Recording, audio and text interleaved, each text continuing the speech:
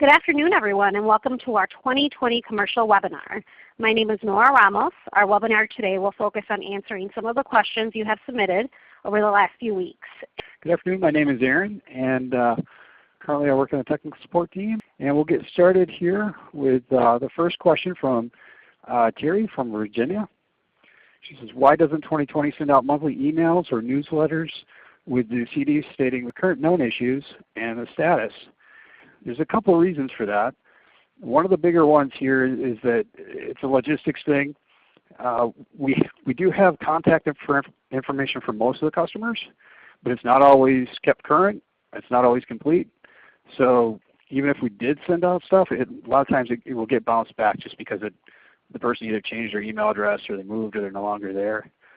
Also, our software is kind of split into two things. We have the content, which is the catalogs, the manufacturer's data, and then we also have the software itself. And so with the catalogs or the manufacturer's data, we will, whenever we find an issue with it, we'll notify the manufacturer. And a lot of times in really critical situations, the manufacturer might ask us, or they might do it themselves. They might send out a newsletter to let their dealers know there's some sort of issue or something that they need to know about the catalog. With the software it's different. The manufacturers aren't really going to have anything to do with software issues. So with that stuff we do usually post it on 2020.net. Let me pull this up here.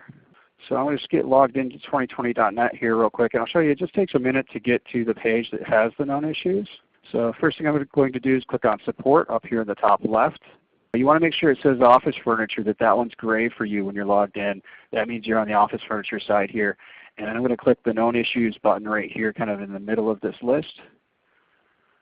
And you'll see here it just kind of gives us one big list of the known issues for all of the various programs. So it starts off with general issues, these are things that might affect the installer or basically all 4 programs. But as I scroll down the list here, there's one specifically for installation.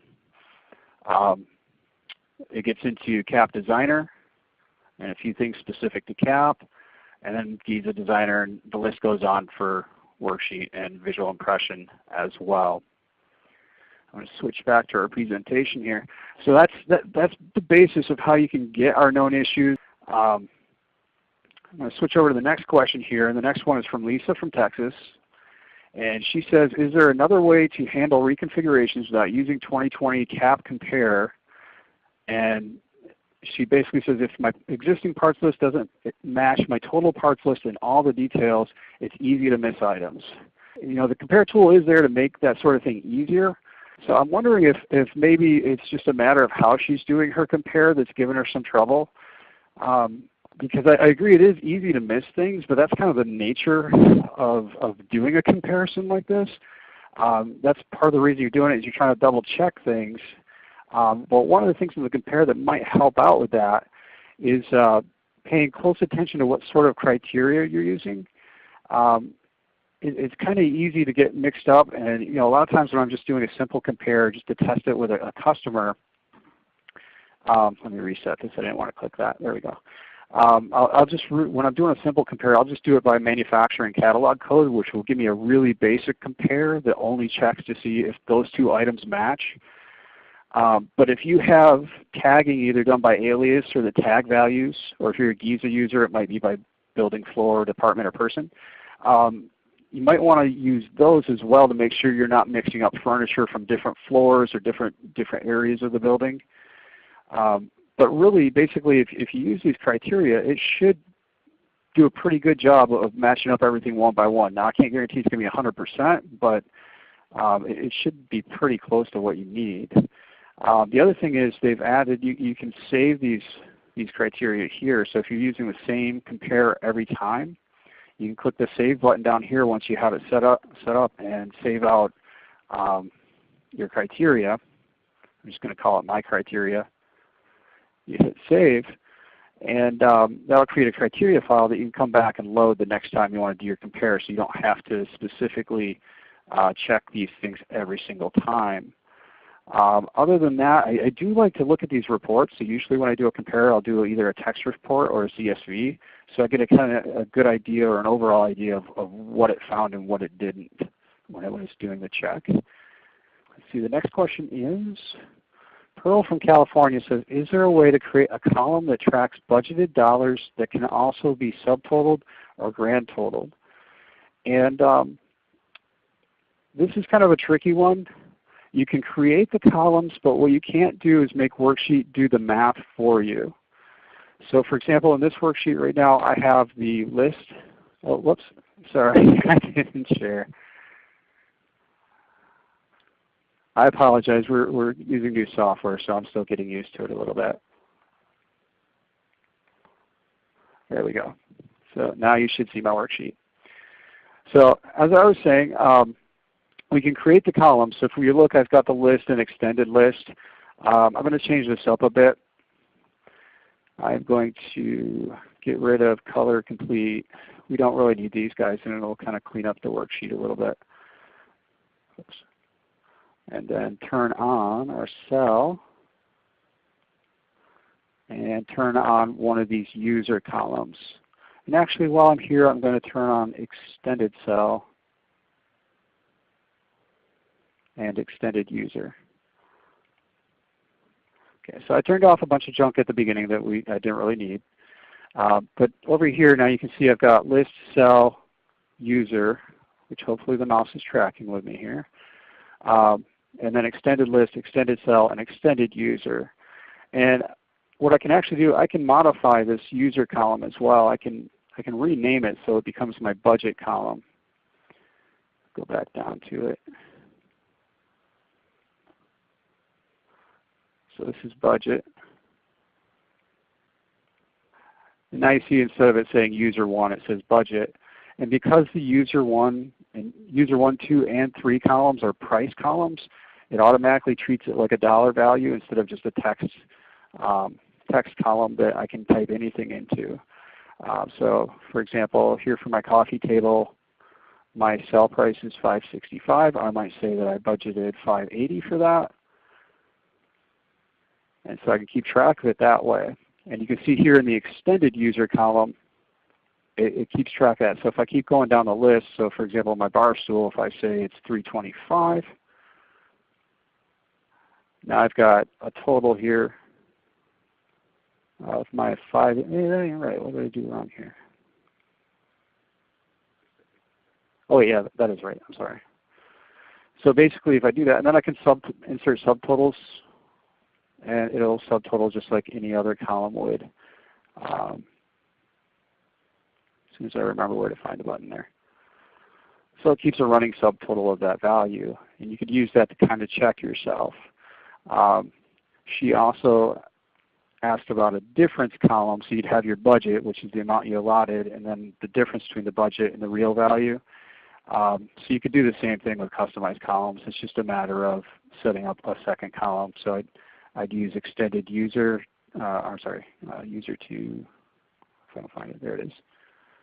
User 2, and I'll rename it to difference. Now this is where I was saying it won't do the math for you. So you can see here difference is set to 0. To actually make this show the difference, I would have to do the math. So 65 from 80 is 15, I believe.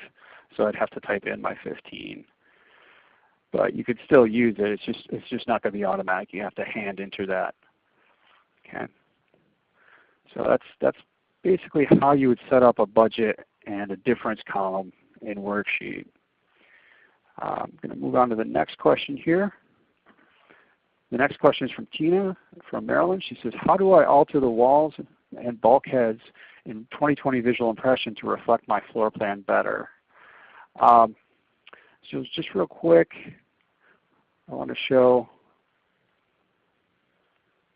if I can get over to VI there, I'm going to show how to add in the bulkheads and kind of move them around. So I just got a simple scene here with a single cube.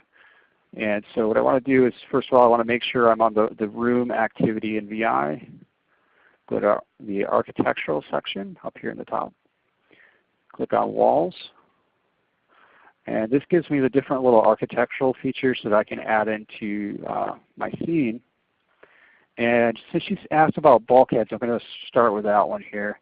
So I click bulkhead, and kind of in the middle, it's kind of hard to see because it's at the top of the screen here, but it dropped in just kind of a cube that is supposed to represent our bulkhead. And one thing that I want to point out that's a little bit different from the other objects that you might bring in is when you bring in a bulkhead, it only puts the grips to move it on 2 sides instead of 4. So if you want to change the size, you have to drag it from one of these 2 edges. You can't drag it from over here on the top, on the left side or the top side. You have to do it from the bottom right. But just like any other object, you can move it around. I'm doing it from the top view here because it's kind of easy to see where it's going to be in the plan. So let's see, this is, let me make this a little bit wider. Let's say this is some sort of air conditioning unit or something that's in the top corner of the wall, or some ducting. What you can do, you can rotate it if you need to. Again, that's something that might be easier to do from the top down. Is if you want to spin it, you can see the way I'm viewing it here, it's kind of hard to get the arrows. But you can also stretch it out, make it taller or shorter. I can reposition it into my wall if I want, so it's kind of bumping up against things. So it's kind of flush with the wall. I can also change the color. And one thing I noticed about the architectural features here, if I change the material or the color of it, it actually will by default apply to all architecture. So if I bring in, let's say I bring in a second one over to the side here. Oh, I got to get to where I can see it. Oh, it's down on the bottom. So if I bring this guy over, I grabbed a floor obstacle by mistake, but that'll work. If I change the color of my bulkhead, by default it's going to change the color of that floor obstacle as well. So one thing you might want to keep track of, if you're trying to make one of these a vent and it's the color of the ceiling or the walls around it, and you have something else that's going to be a different color, you're going to want to uncheck this apply to all architecture. And then you can change the colors independently to whatever you want them to be. Pretty much all of the architectural features work the same way. So if I go back to the room activity and drop in a wall or a partition wall or a ceiling box or a ceiling wedge, they're all going to have the same features as far as being able to reshape, resize them, spin them, change the color. If you can't get the shape that you're going for, the next best thing would be to create a special of the object that you're trying to get in CAD, and then try to bring that special into VI. And I think Chad's going to actually talk a little bit about how to create your own specials and make them work with VI. So I'm not going to go into it in too much detail here, but it's not too terribly difficult. It can be a little tricky, but it's pretty easy to do. I'm going to switch it over to Chad Bulthuis, and he's going to take it over from here. My name is Chad. Currently I work in product management, so I get to work on the front end and help create and come up with ideas. My first question. It is a question that's actually made up of a couple of different ones. The core question is, how do I show custom items within 2020 visual impression? And that is a combination or composite question that combines these 2 things. How do you transfer custom product into 2020 visual impression so it renders properly? And the second question is, I've seen examples of renderings with glass doors and accessories, wall signage, etc., that I do not see in the standard offering through 2020 CAP or 2020 visual impression. How are those incorporated into renderings? So I'm going to go over specials a little bit. It's not going to be a full-on special tutorial. It's going to be kind of hit the high points. We've previously done a webinar where we spent the entire time building specials, and in the follow-up email that you're going to get after this webinar will be links to those recordings that we did of those webinars. So everyone should be able to see my AutoCAD screen up right now. This is what I'm going to be making into a special, into a CAP part. This is a graphic that I brought in using a really neat function of importing a 3D model from the SketchUp warehouse, the 3D warehouse. Now, I just happen to have done that because I found a nice simple graphic that I could use for my purposes here. You can make a cat part out of pretty much anything. You could draw it from scratch. You can get a drawing from a manufacturer. You can actually take a regular cat part and undo it and modify it to make it look a little bit graphically different. Or you can import it using plugins that Autodesk has available to it. And I'll try to get a link to those where you can install the plugin inside of AutoCAD if that's something that anyone's interested in. So I brought this graphic in, and this is ready to go right now for me. So I'm going to explain what I've done to this. Is when you start with a graphic that you didn't create from scratch yourself, or that isn't a cat part, it's a good idea to start by simplifying the graphic as much as you can. When you bring a 3D model from the 3D warehouse from the SketchUp warehouse, it's going to come in and it's going to be nested blocks many times. So you're going to need to explode the graphic down a bunch of different times until you get it down to just some really basic geometry. So you can see that this is my bench that I pulled in from 3D warehouse. If you go to properties, it'll show you that there's 3D faces and there's one point. And that one point is the point that I put in. So you have this relatively nice looking bench. I need a plan view and a 3D graphic to make a cat part. So I copied this off to the side, and then I used a function within AutoCAD called flatten. That's under the Express Tools Modify. And flatten just takes everything and it pushes it down to the floor, so there's nothing up in the z-axis at all. And then you'll want to clean out, erase all the extra lines on the inside, so then you just have this outline.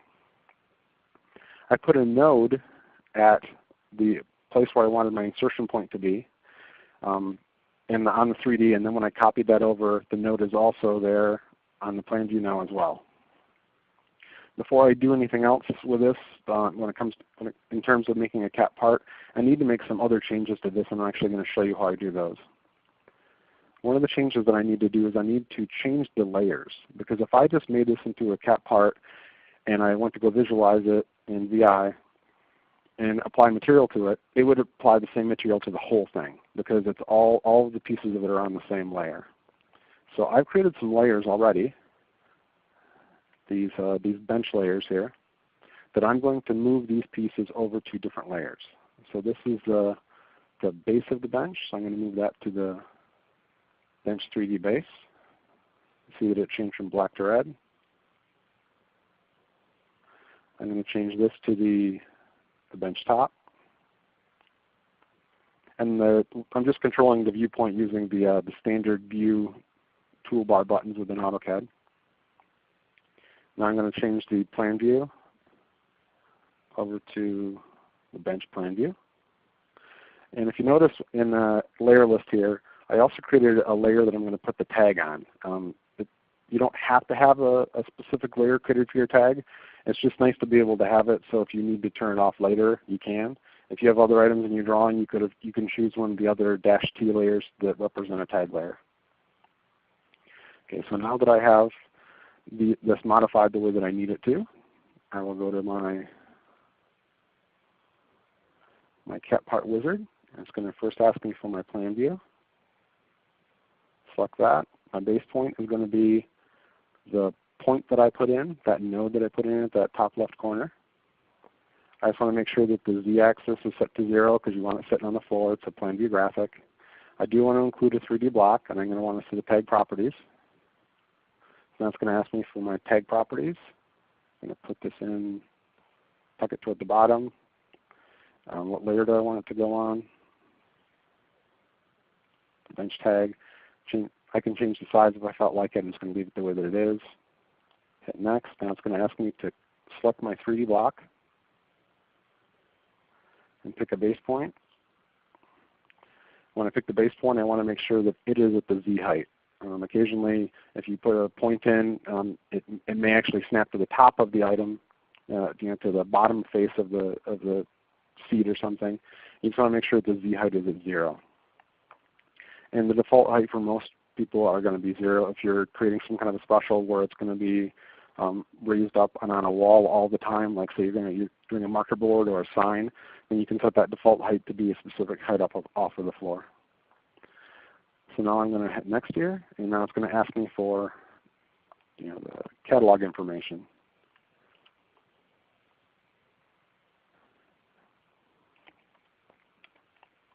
I'm being very descriptive with my terms here. I'm going to say this is a cement bench, by the way. So $500 seems fair. I'm going to hit next. It's going to ask me where I want to put it, and I'm going to stick it in my new custom catalog 2 right here. Hit finish. So you see that both of these are now cat parts. I have a plan view, and I have a 3D graphic. I'll switch over and show you that I have that done. Sorry, I'm following ahead in my notes. All right. Now I'm going to move these items up to this scene right here. I'm going to actually just move one of the items up. And this is a scene that I created called bench. So I'm going to save my drawing, and I'm going to visualize it. I have to close out of what Aaron was working with. Hopefully he won't want me to save that, because it's too late now if it is.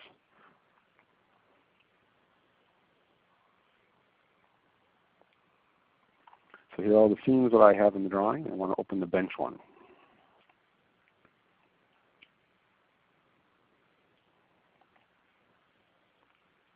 So here we are in VI. I'm going to go to my next question, which has to do with visual materials.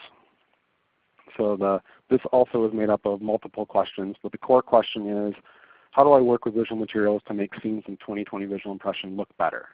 And it's made up of 5 different questions. The first one is, how do I upload, or how to upload images to use as finishes in 2020 visual impression? And how do you use a JPEG of a carpet or laminate and save to 2020 visual impression library?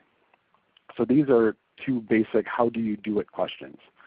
3, 4, and 5 are a little bit more advanced. When importing an image of a fabric, tile, etc. that isn't in materials already, how do you decide what specs to use to make it look realistic? Would like to learn how to adjust and tailor the accessory items to be more specific to each client, i.e. a logo. And the last one, how do you make custom signage with 2020 visual impression? So for this, I'm going to go and I'm going to look at visual materials. So we're going to get back to VI in just one second, and we'll actually see those finishes apply. So here we are in visual materials. I don't know how many of you have seen this before. In the upper left-hand corner, you'll see 3 different things: generic, suppliers, and manufacturers. Generic, this is data that just gets installed with visual materials. Suppliers are companies that you can check when you're doing your data install, and all they have are finishes. This is the only place in the software that you'll see these names. And then manufacturers, these are all of the manufacturers that you install as part of your data install. But it's not the items, it's the actual materials that those manufacturers have included as enrichment within their data.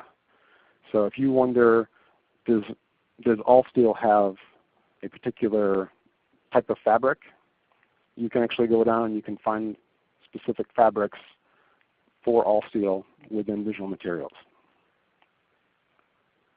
But we're not going to work with those today. We're going to be working with some custom-made ones. So I have this color palette that I've created. I called it Brick, Stone, Concrete. You can see that I've added some materials up here already. I'm going to add another one over here on the webinar. To do that, I'm going to hit this little plus, and that gives me a little pop-up that says Add User Material. I'm going to click that, and it pops up this Add User Material wizard. I'm going to select the image and use material images. Okay, here we go. So I have a bunch of things that I've downloaded. I change over to JPEG so I can see a couple more. These are all different things that I pulled off of different websites on the internet. I'll include some links to these in the follow-up email as well, or I'll post them on community. But one thing when you're getting an image to use within visual impressions, you need to find one that is seamless. Now, seamless is in a lot of these these folder names here. And what seamless means is that when it applies, you don't see a distinct edge where one sample, where one square of your material meets another square of the material. You want it to be seamless. So let's see here. Okay. So I have this brick wall here. And one of the questions that they had asked about was, how do I set the specs? Now, I interpret these as the specs of the material. Well, this is going to be a brick wall, so I'm going to say that this is going to be mineral. We have many different choices. Depending on what you choose in the one to the left, it'll change what you see to the right. So this is mineral, and I'm going to choose brick. And we're going to go with raw for the finish. And I'm going to do none for the coating. These all are kind of self-explanatory. If I had chose glossy, that means that this wall would just have a higher reflectivity, but brick walls that look like this do not have such a thing. Another trait that we need to set in here is the physical width and the physical height. Now there's a couple of different ways that you can go about this. One is if you have an image that is true size, meaning that the image that you have is real life, it's full scale, then you would need to find the aspect ratio and the resolution of the item. Now that involves math, and math is not my cup of tea always either, but I'm going to go show you roughly how to do with this. So that was stone wall. All right, we're just going to go do this one. So when you have an image, what you do before you even started here in visual materials is you would go and you would see what are the dimensions. It's 900 wide, it's 900 high, and it's a 72 dpi. So to find the true size of the image that you have, if you wanted to print it at 100% scale, you would take this height and you would divide it by this resolution. So it would be 900 divided by 72. Same thing for the height. Now, I know that just looking at this, that this is not going to be, that the number that I would come up with would not be the size that I need to put in for this user material. So for this user material, we're going to go about determining the size a different way. We know that it's square, and we also know roughly that a brick is, let's say a brick is going to be 4 inches tall. So this is the guesstimating part when it comes to setting the height and width of your sample. So I'm going to go 1, 2, 3, 4, 5, 6, 7, 8, 9, 10, 11, 12, 13, 14, 15, 16 high. So what's 16 times 4? That's going to be 64 inches. 64 inches, let's just say we're going to bump it up and we're going to make it 66 because we have some mortar and things like that in there. So we're going to say that 66 wide, 66 high. If you know that it's square, you can also check that aspect ratio, and every time you change one number, it'll just force the other number over to match it. If the image that you have is rotated improperly, like say that I brought this in and it was rotated 90 degrees the other direction, I can fix that one of two ways. The way that I would actually recommend is the most accurate is to go into the image itself in some kind of image software and rotate it there. But if you don't have access to that, or if you're in a hurry, you can also change the rotation here within this wizard. So now I need to name this. So it's going to be brick, and I'm going to do it 66 by 66. It's important for me to make that well visible in the name and in the description, because I might forget later, and if I have this set up on a network somewhere where we have a shared resource, another person might not know that this is 66 by 66 without going in and looking at the properties. But if they can see in the name that it's 66 by 66, then that's what we need to do. So there's my 66 by 66. You can see it here applied to this sample item. And now that we have that brick, I have a few other things in here also. We're going to go over and we're going to apply that to that stone bench that we had.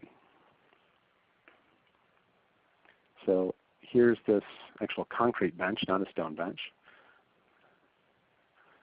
And since this is a custom-made item, it doesn't have any materials predefined that I can choose from. So everything has to be done through advanced. So you can see that it's green and red, and those layers are based on the layers that I set with inside of AutoCAD when I was creating the special. So what I'll do is for the base, I want the top actually to be concrete. So the green section is going to be concrete, and I want to choose that for the base. Now that doesn't look maybe the best. I can go in and I can tweak that size if I want. I have some other ones here that I can also try. That looks all right, but since it's a full concrete bench, I can play around with it and find the best looking thing. Maybe I would want to go back and add some different materials and just do some trial and error until I get the thing that looks right. But this looks okay. I'm going to do an HQ rendering. And there is a cap part, special, built inside of AutoCAD, brought into VI, and has special user materials applied to it so that it has finishes within VI, and it doesn't look like it stands out like a sore thumb because it's just white or gray. All right. Now that was me applying material to a cap part, something that was special that had no options on it or had no option choices. I'm going to flip over and I'm going to go to a scene that actually has regular manufacturer items in it, and I'm going to show you how you can apply a visual material to that scene, not only to the furniture but also to the floor. All right, I've got this scene here.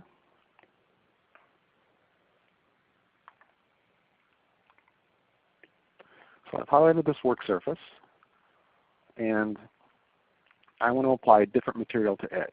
So when I highlight the work surface, I'm in material mode. It'll show me all the different finishes that I can select.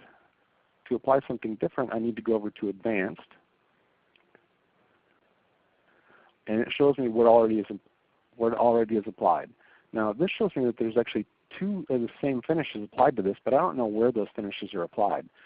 So what I can do is I can uncheck this Visualize Materials in the item, and it puts it back to its basic coloring scheme as if it were a special. These are the layer colors. So the top surface is green and the edges are the red, so that tells me what's what. So the red is the top one. This will be the edge trim. This is the top. So here I have some materials that I already created, and what I'm going to do is I can take this and you just take and drag it onto over top of the existing material that is already applied, and it applies it to that item. Another thing that you can do is, now that I have those finishes applied, I can apply these to all instances of the item too. So all the instances of this work surface that I put these visual materials on, I can then paint with a very broad brush and stick it on all of those same items. And if I choose that that's really not what I wanted to do, I made a mistake, I can put it back to the way that it was before, just like that. Applying a material to the floor of the scene is a little bit different than the first two ways. When you are in material mode and you have an architectural item selected, as Aaron was showing earlier, you get a palette choice. So I have these palettes. I have flooring as a choice, and I'm going to apply this carpet elemental factor. It's an 8x8. So I put that on. And I'll also include links to the company where I got this sample from. It's a really nice sample. Mohawk has a actual little utility that they have on their website where you can pick carpet tiles one by one, 4 tiles, 8 tiles, change the turn of each tile, and then it gives you a full-size sample. So the name here is 8x8. That's 8 feet by 8 feet. So that's a pretty big sample. The bigger the sample, generally the better when it comes to visual materials. It just makes things less likely to show a repeat or some kind of a checkerboard.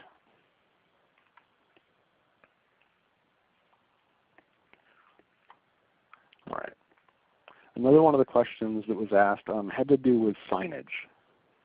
So when it comes to a sign, you either know the size of that you want the sign to be in the space, or you know the size of the image that you're working with that you need to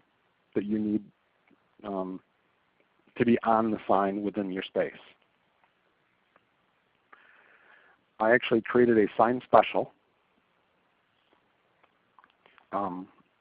within AutoCAD earlier. And the way that I came to know how to draw this is I started with a 2020 logo that I had, and I used the mass of that of the logos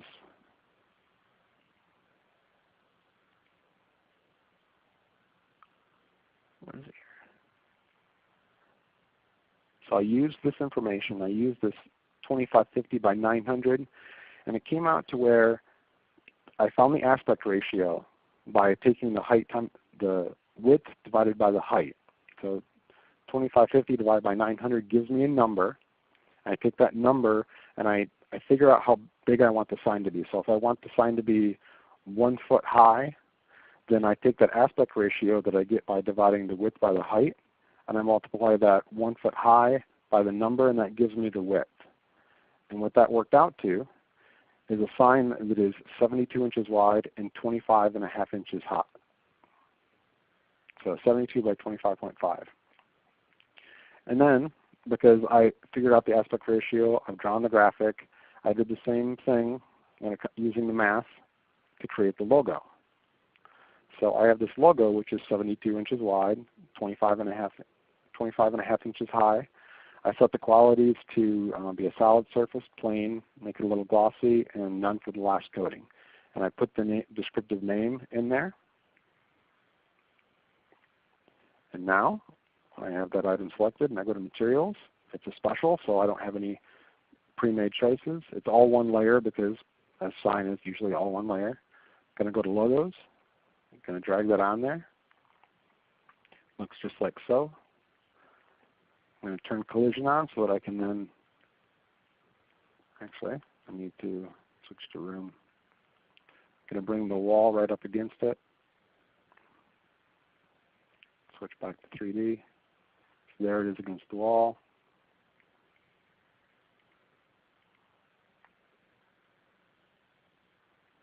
You can see that actually the reflectivity shows it kind of throws out a little bit of light and reflects it back into the room. So I know that I zipped through everything really quickly there, but everything that I just showed you, so everything since Aaron stopped talking and right now has been covered in previous webinars. We had a webinar that covered making a special. We've had multiple webinars that covered working with visual materials. Those links will be in the follow-up email, so you can go look at them. I'm going to be putting a tutorial on how to do the math that I mentioned, because I know a lot of people's eyes might have glazed over when it came to me telling you to multiply and divide and find the properties. It's kind of a tedious thing, and it's really hard for me to describe in a good way without putting everyone to sleep. So I'll create some worksheets and put them up on the community page where people can print them off and save them for later, and they can use the information however they see fit. The question has to do with a Giza user actually importing a Giza drawing into CAD, and they wanted to know how to make line weights show up thicker in their PDFs. And I don't even need to go into the software here, because right up here on the slide is the dialog for printing out of AutoCAD. And there's this checkbox here on the right-hand side for plot options. Plot object line weights needs to be checked so that you can see the various line weights that you have inside of AutoCAD. If you have a bunch of wide, thick, thinner lines that you have done for different reasons, meaning they're like a title block, or there is a boundary line that it has a different thickness to it. If you don't have this checkbox checked, it won't plot that way. There is a reason for that you may not want to plot those object line weights. If you're just doing a quick check, you may not want to use up a bunch of ink on your plotter or on your printer. So that's why that's in there. Historically, those big large-scale inkjet printers that they would plot floor plans out on, you might as well have just been pouring the ink on the ground when it came to doing big prints. So this checkbox is meant to save some money and save some ink. It's a legacy thing that still sits there, so you just got to remember to put that checkbox on when you're plotting out of AutoCAD if you want to see line weights printed differently. So my work here is done. I'm going to stand up, take off the headset, and hand it over to Nora, and she's going to wrap up the webinar. Okay. Again, my name is Nora Ramos. I work in our sales team. Moving on here with some of our questions. This question is a mixture of a couple different questions. How does snapping work in 2020 Giza? Basically made up of, I would also like to talk about the snapping in Giza and why it isn't working properly, or snapping symbols in my Giza layouts is a problem. Is there some tip I am missing? I used to be able to snap a return easily to a desk. Now it does not. Is this a Windows 10 issue? First of all, there shouldn't be any Windows 10 issues. The snapping in Giza should work properly. Hopefully, kind of reviewing that furniture toolbar will go ahead and clear up some of that. Go ahead and actually switch over into Giza. So with snapping, as some of you are familiar, it is located here in the snapping, or excuse me, in the furniture toolbar. And a couple things with this snapping option. When the snapping is checked, it's going to give you the option to snap with a left click. If it is unchecked, which is typically what most people will use, it will go ahead and snap with a right click. So I'll go ahead and kind of pop in here and place a work surface.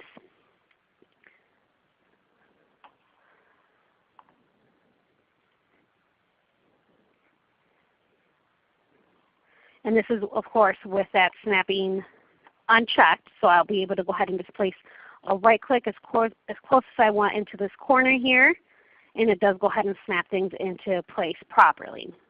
Along with snapping, there is a snapping 3D option that gives us a couple different options here, this normal, surface, and Z height. When you do change some of these allow you to determine how some of your symbols are going to be placed in the Z plane. So when you're looking at this in 3D, it'll go ahead and affect where that snapping is being done. This normal option, which is how we just place this work surface, will go ahead and snap in at the default height. So if we do look at this in that 3D view, you can see that it's snapping in at the default height that the library has set. Typically most items in that library will have a default height. Work surfaces will come in at a standard height. Chairs should always come in on the floor, and so on. This surface option is typically what you will use for placements or for snapping or placement when you are placing things on an actual surface. So typically you'll see this used when you are placing accessories, maybe phones. I have seen people use this for shelving. If you are going to just maybe place shelves on a work surface and then go ahead and stack them up from there, that is also an option. Change the elevation in that 3D view.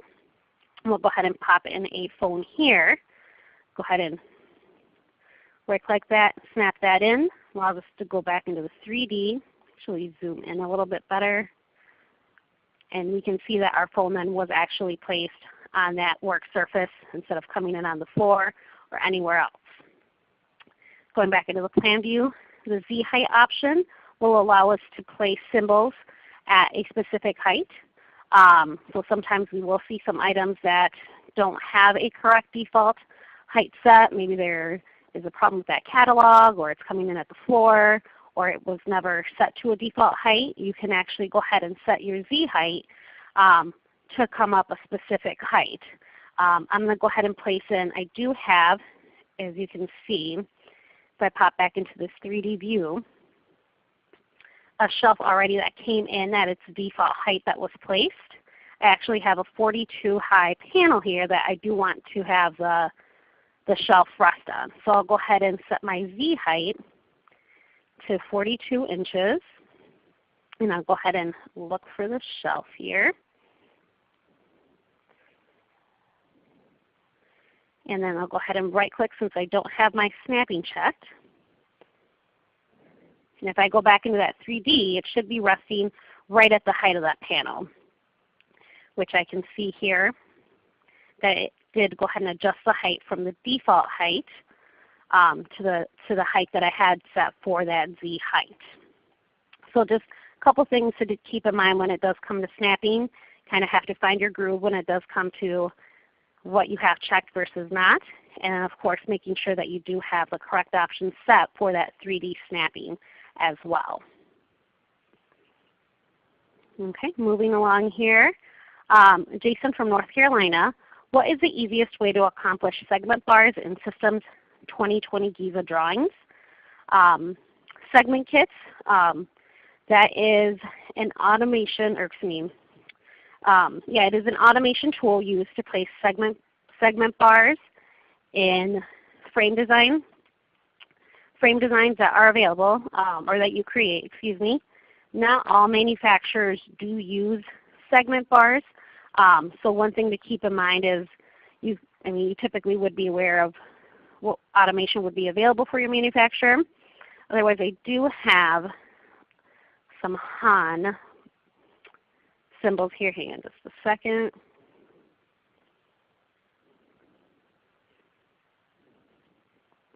Okay, Hanabond is actually one of the manufacturer lines that does use segment kits. An easy way to determine, if you don't know off the top of your head whether the particular product line that you are using has segment kits in it or not, is looking at this furniture toolbar where you do have that snapping option. There is going to be an SK button that will pop up, and that actually allows you to place that, to use those or place those segment bars. It really is just as simple as clicking the button. You can tell that those have been placed because you do see those double lines here appear on the panel. So now we can see that those segment bars have been applied. Okay, and our final question here is from Raymond from New Jersey. Is there a way to copy and paste from one plan file to another? Example, I only want a small section of entire floor transferred to a separate new file.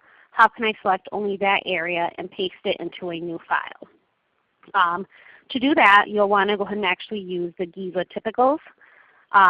Giza typicals, it basically allows you to save it allows configurations to be saved, to be reused in place in existing or future drawings. So to go ahead and actually create a typical, I'm actually going to take this 6-pack here, create a typical to go ahead and place over to the right of it. To get that created, you can go ahead and get that selected. So just create a window around it, do a right click into Utilities. There's an option to make a typical. Here we'll go ahead and create the file or give the file a name. So I'm just going to name this 6-pack. It does give you the option to go ahead and save this elsewhere by selecting this Browse folder or this Browse button. By default, it will go into your CDA folder inside of your Giza My Documents folder. Go ahead and cancel that since we're not changing that location. I am going to only create a typical of the selected items that I do have in the drawing. And I'm just going to select the upper left as my origin or my insertion point. I'll go ahead and hit Save. Okay, and it actually did create our typical here. So to go ahead and place typical, once it has been created, you would go into your Draw pull-down menu, into Typical, and it pulls up. It will always pull up the last typical that you would have created. You can still go ahead and go into the Browse option, or even as you create more and more typicals, it will create a recents list for you. And you can go ahead and select from previous typicals or browse into your folder and select others. And we'll go ahead and get this placed. You do have an option to place your typicals as a group. So we'll go ahead and get this checked here. And I will place this. You can see where my cursor is in the upper left-hand corner. Go ahead and do a right click to get that placed. Hit my Stop button to stop the command. And you can see, since we selected to place our typical as a group, when you select one of those items, it does actually select everything because it's all grouped together. This can be helpful if you are working in a very large floor plan and there's some things that need to get moved around. You don't necessarily just have to click on a chair and move everything individually. You can kind of group everything together and move it all at once. If you do need to ungroup it to maybe swap out one of the part numbers, you can go ahead and get this selected. Right click, go into Utilities, and hit the Ungroup option. So now if I want to go ahead and just actually delete this chair, I can do that. I can reselect it if I wanted and get that grouped back up. Hit Make Group, and maybe even create a brand new typical from that. So that should go ahead and work the same way if it is that you do pop into a new file. You can use that draw menu, and you can kind of reuse this over and over depending on what projects you're working on. Okay, so that does conclude the questions that we actually do have for today. And another reminder to go ahead and join our 2020 community if you have not already. You can connect, share, and get inspired with other 2020 users. That's at www.2020spaces.com/community. And of course, feel free to visit 2020spaces.com for more information on our products. We thank you again for everyone that did take time to go ahead and submit your questions. Hopefully you'll be able to take some of these answers and apply them to your everyday routine. Have a great day.